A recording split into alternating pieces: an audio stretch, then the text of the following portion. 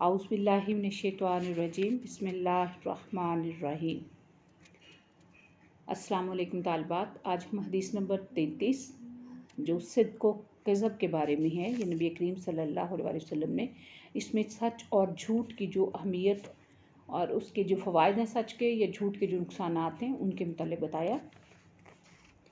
بسم اللہ الرحمن الرحیم۔ وان عبداللہ بن مسعود، حضرت عبداللہ بن مسعود رضی اللہ تعالیٰ عنہ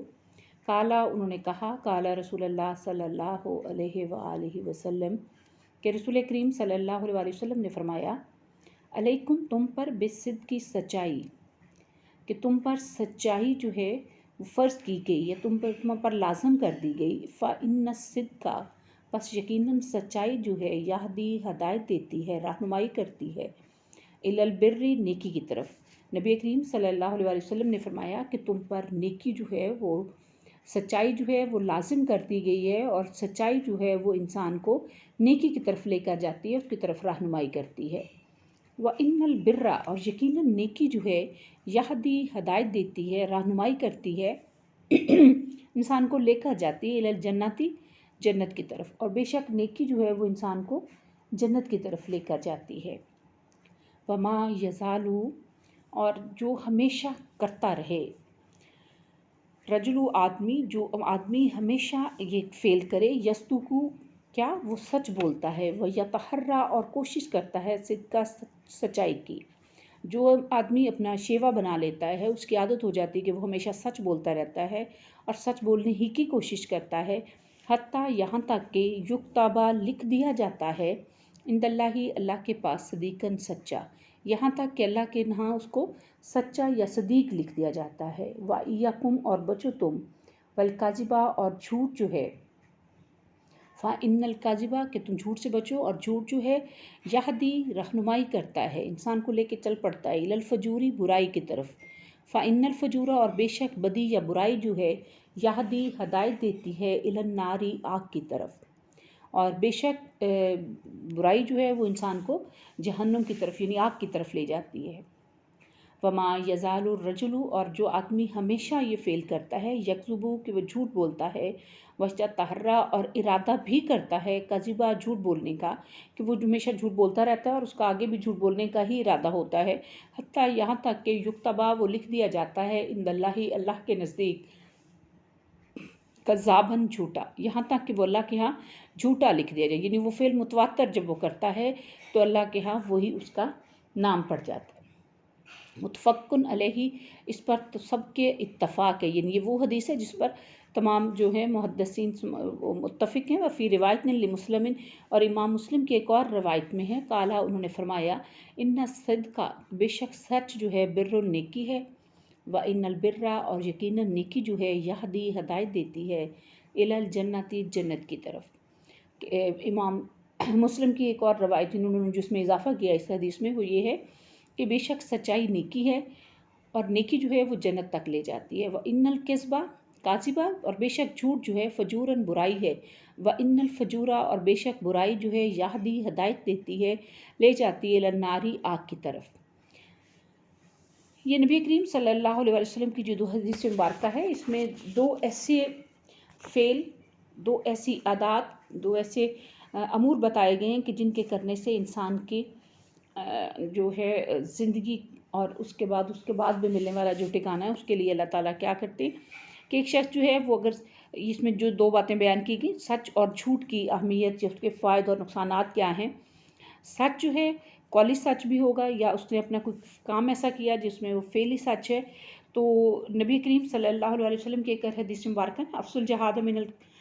من قال کلمات الحق عند سلطان جابر، کہ سب سے افضل جہاد ظالم بادشاہ کے سامنے کلمہ حق کہنا، یعنی سچی بات کہنے سے کسی لمحے بھی انسان کو ڈرنا نہیں چاہیے۔ حق گوئی یا سچ بولنا انسان کو مختلف خطرناک حالات ہوتے ہیں اس میں جب انسان ہو، اور اس وقت بھی وہ اگر سچ بول رہا ہے تو یہ اس کی ایک عادت ہے جس کے لیے نبی کریم صلی اللہ علیہ وسلم نے فرمایا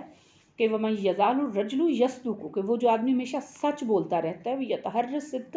اور سچ کی ہی کوشش کرتا ہے، حتیٰ یکتب عند اللہ صدیقاً، تو ایسے شخص کو اللہ کے ہاں کیا لکھا جاتا ہے، سچا یا صدیق، اور اسی لیے نبی کریم صلی اللہ علیہ وسلم کی ایک حدیث مبارکہ ہے نا کہ جو انسان جو ہے وہ اس کی جو تاجر جو تھا اس کی جو خوبیاں بیان کی گئی کہ وہ اچھے طریقے سے تجارت کرتا ہے، تو اس کا مقام جو ہے انبیاء، شہداء اور صدیقین بھی وہاں پر، وہی صدیقین ہیں جو سچے ہیں، جن کو اللہ کے ہاں سچا لکھ دیا جاتا ہے۔ امام حسین رضی اللہ تعالیٰ عنہ سے یہ سلسلہ جاری ہوا، جبکہ انہوں نے جھوٹ کا ساتھ نہیں دیا، کفر کے مقابلے پر ڈٹ گئے، اور انہوں نے اس کے اوپر بیعت نہیں کی یزید کے ہاتھ پر، اور پھر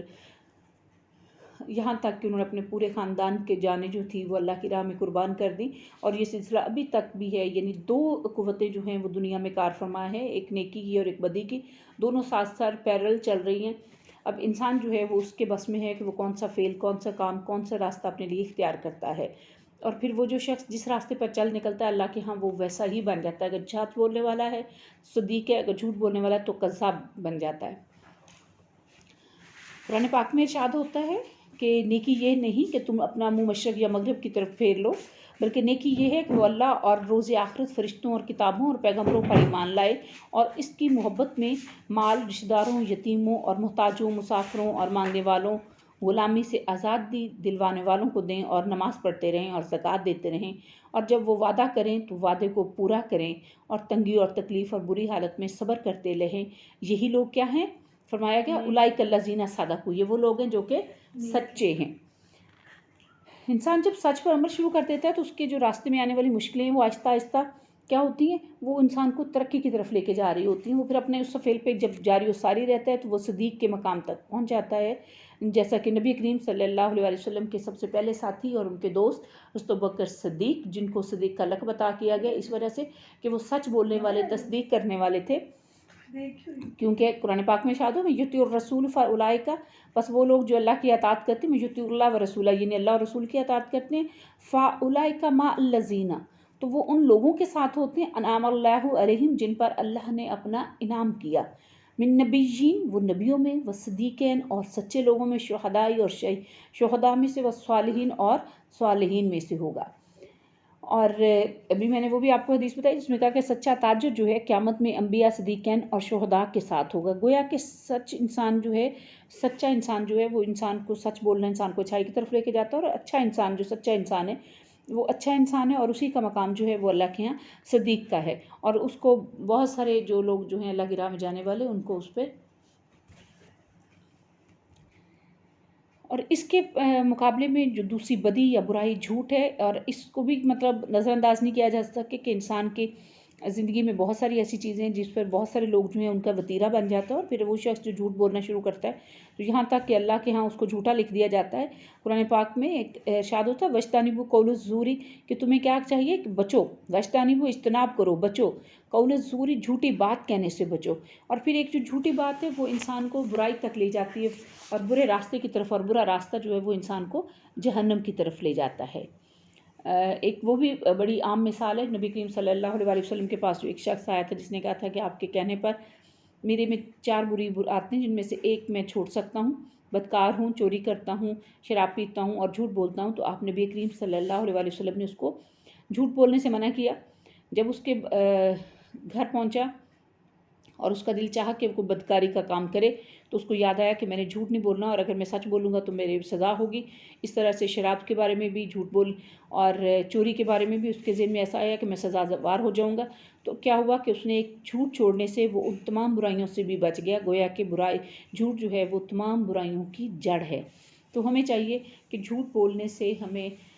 اجتناب کرنا چاہیے، اور جو شخص جھوٹ بولنے سے اپنے آپ کو روک لیتا ہے یا اس سے چھٹکارا پا لیتا ہے تو اس کا راستہ ہی ٹوٹلی کنورٹ ہو جاتا ہے جہنم سے جنت کی طرف۔ تو اللہ تعالیٰ ہمیں سچ بولنے کی، سچ کہنے کی، سچ سننے کی توفیق عطا فرمائے، آمین۔ اللہ حافظ۔